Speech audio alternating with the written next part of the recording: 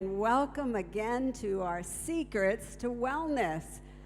And our secret tonight is probably no secret because I'm sure that you recognize that sleep is a very important thing to keep us well and even to get us well if we're sick. So tonight our message is on sleep. And to be healthy, we need restoring rest. Whether we are well or whether we are sick, we need that restoring rest. And refreshing and adequate sleep are two of God's aspects, and they're His prescriptions for really good health. So these are God's prescriptions for health. And we all, my friends, benefit physically and mentally and socially even and spiritually from adequate rest and sleep. But I wonder if we're getting enough sleep. According to the National Institute of Health, the average adult sleeps less than even 7 hours per night. Well, let's find out why some people are not sleeping enough. Are you feeling tired? Are you feeling tired constantly? Well, many people are sleep deprived. And what are some of the causes of this sleep deprivation? Well, entertainment. People are up with entertainment, television, internet, even overworking. And my friends, today, television, internet, smartphones even, social media, video games, and other digital technology devices ensnare many people into a hypnotic addiction to entertainment. Now, God is using this technology, and we have Hope Channel here spreading this gospel all over Africa and around the world, and all the social media.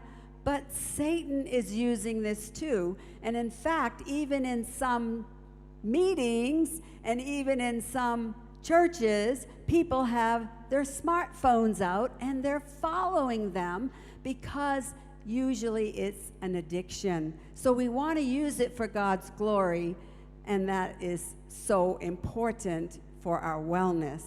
And then it's a sedentary lifestyle, and not enough exercise during the day are some of the reasons for that sleep debt. Oh, and here's another one, eating late at night. When people are eating late at night, that will actually deprive you of the rest that you need. In fact, the National Institute of Health, the National Library of Medicine said sleep disorders affecting more than 55% of the world's population have emerged as important global public health problems. And is this also true in Africa? Well, an emerging body of epidemiologic evidence supports that sleep disorders are highly prevalent among sub-Saharan Africans. So now even people in Africa are having sleep debt.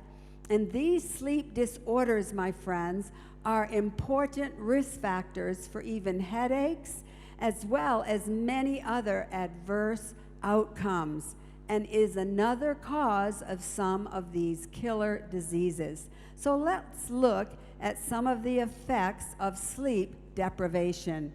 Even our moods are affected. Our moods, they may be up and down when we have sleep debt. And irritability increases significantly. We don't have the patience. We're more irritable when we have you ever noticed that? When you haven't gotten enough sleep, you seem to be a little more irritable. Well, and even our work performance decreases. So we're not as efficient at our work. And even our mental efficiency, general slowing of mental processes are going down when we don't get enough sleep. And our short-term memory is even affected. So many things are tied to sleep debt.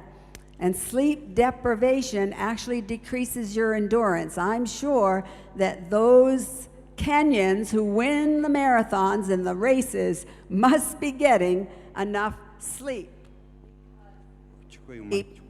Sleep deprivation actually decreases our endurance, and we want great endurance if we want great health. And so everything we do, my friends, is affected by sleep debt.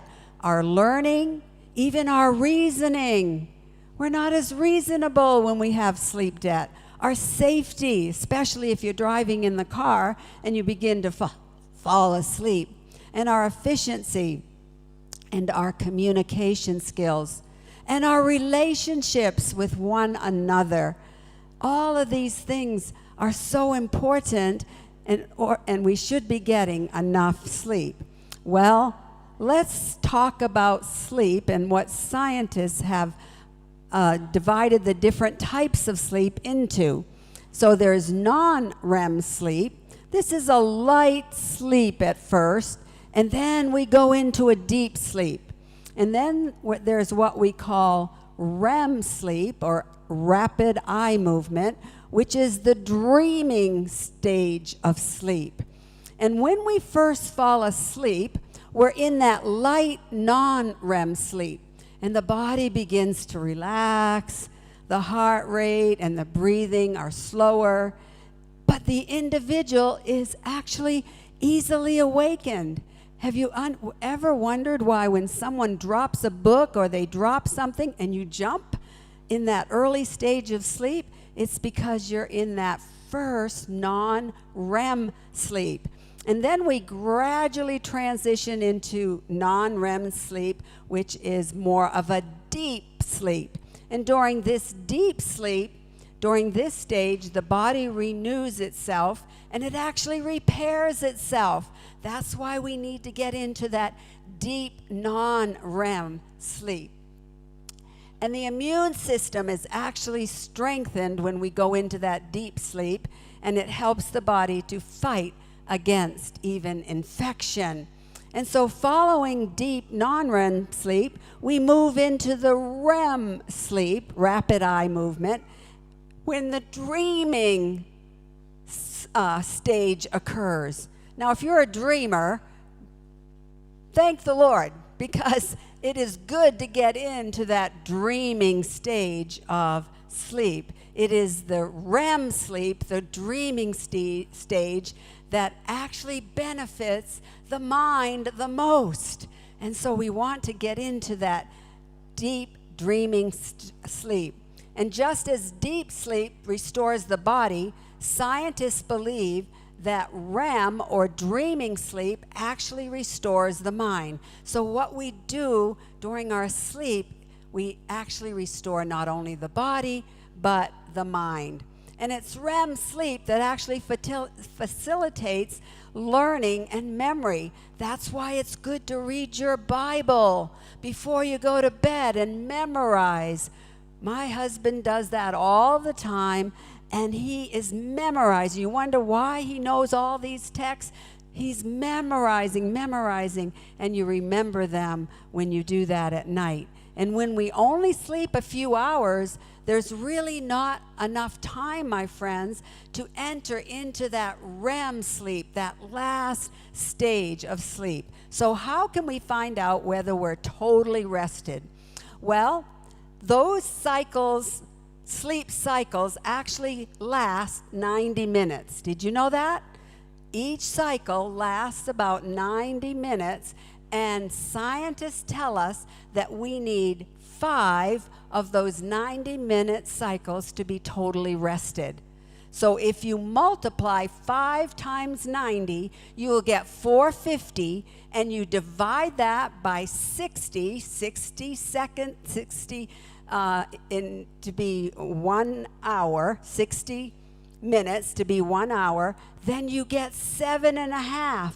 So most people need 7.5.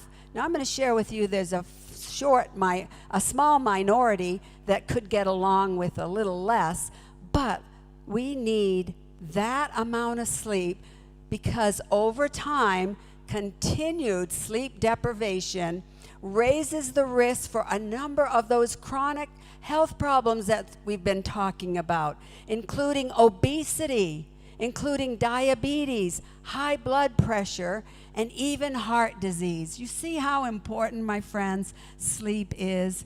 Well, why is sleep so important? Because sleep is nature's wonderful restorer of health. It invigorates the tired, weary body, and it prepares for the next day's duties so that you can function properly. And studies have consistently shown that sleep plays a vital role in promoting our physical health and even longevity. We've been talking how we can live longer, healthier, and happier. And we need sleep to do that, and it helps our emotional well-being as well. And so during sleep, both the body functions and the mental functions are restored. But insufficient sleep increases your risk even of developing type 2 diabetes. So why is diabetes on the rise? Because we're not following God's remedies for health. And studies by the journal Lancet, which is in the United Kingdom, revealed a sleep deficit of 3 to 4 hours a night over a course of a week affected the body's ability to process the carbohydrates, leading into a pre-diabetic state. So you see how all these remedies are connected to even the lifestyle diseases? Well, sleep deprivation weakens the whole immune system, contributing to these diseases. And a host of conditions are associated with insomnia, including, what diseases do you think? The chronic diseases we've been talking about, and fibromyalgia, and chronic pain syndrome, and even the autoimmune diseases that Dr. Chitty talked about, and hypertension, even obesity and depression. So sleep is very important because it restores our energy, replenishes our strength, relieves the stress that we have, revitalizes the nerves, and even rebuilds the immune system. We've been talking about all those lifestyle diseases being reversed or cut down on the risk, or even improving our immune system will help us to do that. So rest rejuvenates and rebuilds our entire body. It enables us to function, my friends, at optimum capacity. And sleep, best of all, guess what? It even slows down the aging process. So sleep is actually one of the best anti-aging secrets. So we need that rest. Well, the question is, how much rest do we need?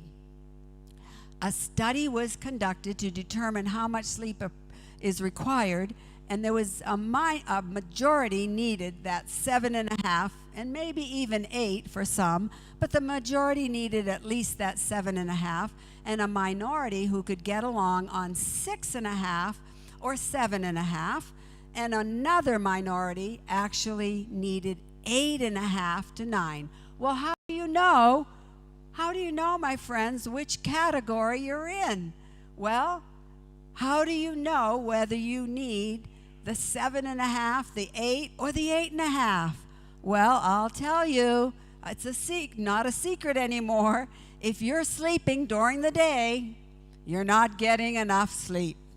Okay, if you're sleeping while you're studying and you have to keep putting your books down because you're falling asleep, you're not getting enough sleep. And if you're falling asleep when the professor is teaching in the classroom and you're falling asleep, you're not getting enough sleep. You have sleep debt. And if you're falling asleep during this meeting, you are not getting enough sleep. You're in sleep debt. So we should be fully rested, my friends. You have to be fully rested when you wake up. You should be energetic, and that's how you know whether or not you have gotten enough sleep. So keep track of how many hours you sleep and how you feel the next day, because we should be like little children who play all day, go to school all day, and then they go to bed at night and they rest so peacefully and get up the next day and do it again. And they don't fall asleep in the classroom or these things that many of us as adults do. So you want to be rested. So here's some suggestions for sleeping better. So for the best sleep, we need regular hours. We should be going to bed at the same time every single night.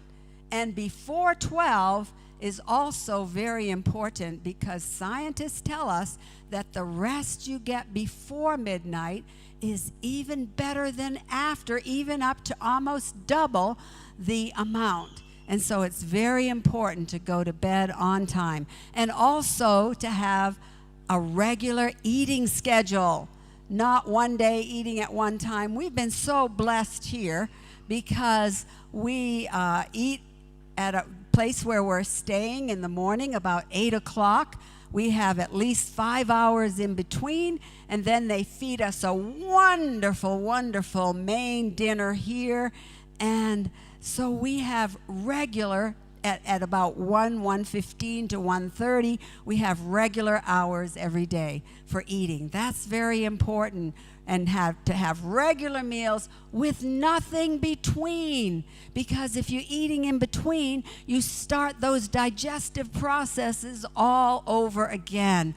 Not even an apple should be eaten in between our meals. We need to empty the stomach, and you'll sleep more soundly. If your stomach is full and there's undigested food, it'll be difficult to have that good, sweet, sound sleep. And then avoid those stimulants that we talked about, such as caffeine and nicotine.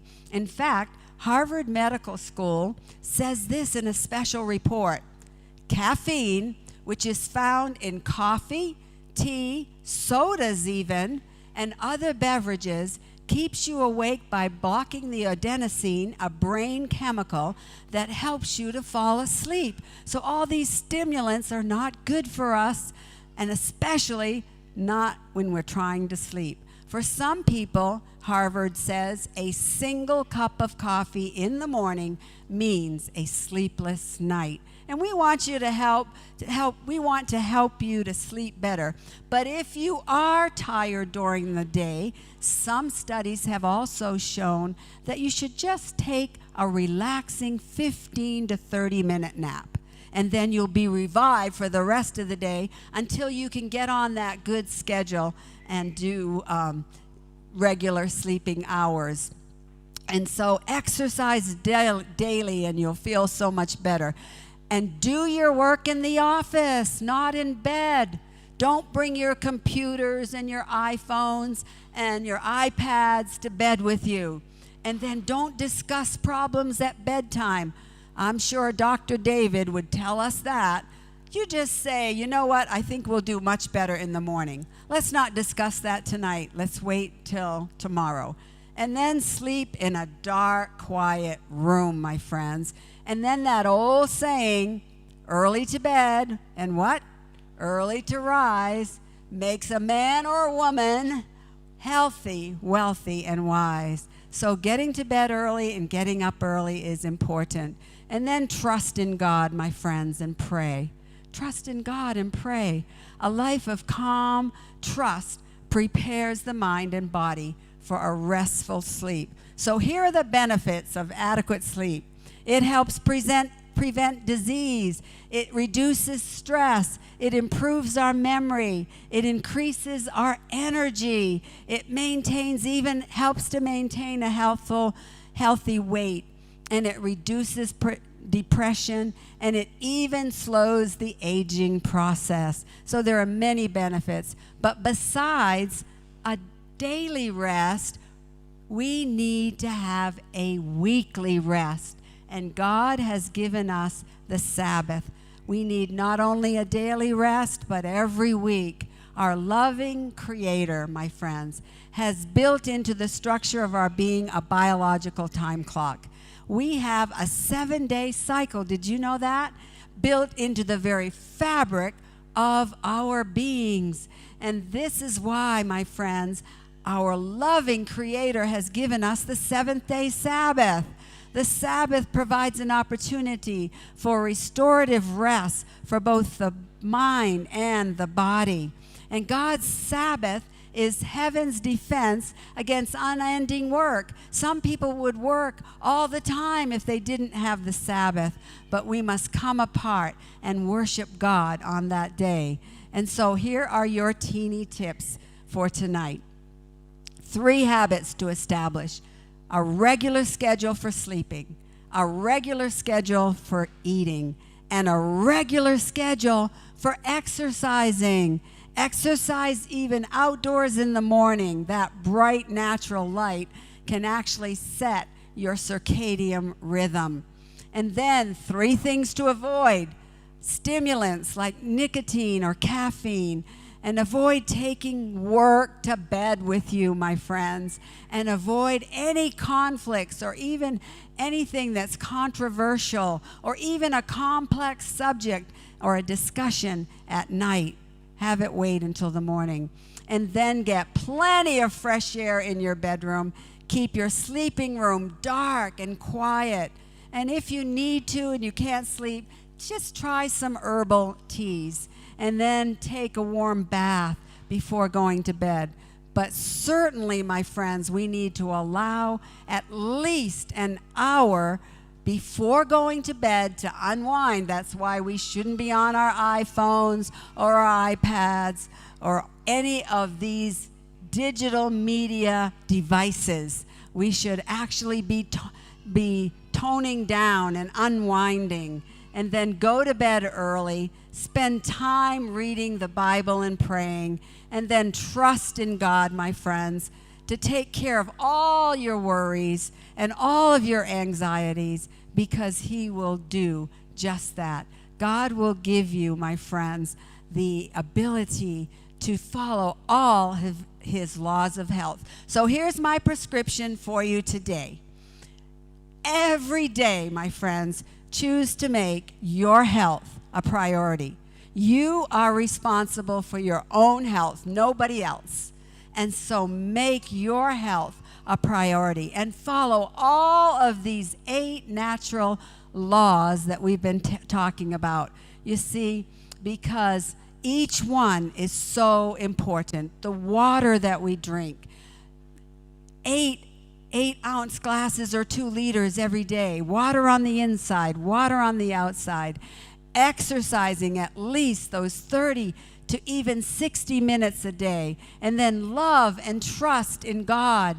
And then having a lifestyle of abstemiousness, abstaining from everything that is harmful and using wisely that which is good. And then nutrition, eating the right foods at the right time and the right amounts. And then our environment and the air that we breathe. Go out in nature. Nature is God's medicine. And getting enough sunshine to get the vitamin D that we need. And then sleeping those 7.5 to 8 hours every night. And I know, my friends, all across Africa, those of you who are watching tonight, I know that Jesus will help you, because Philippians 4:13 says this: I can do all things through Christ who strengthens me. Let's say that together. I can do all things through Christ who strengthens me. Not just some things, my friends, but all things through Christ who strengthens me. So I know that God is going to bless you as you follow His laws of health, because, my friends, God's way is always the best way.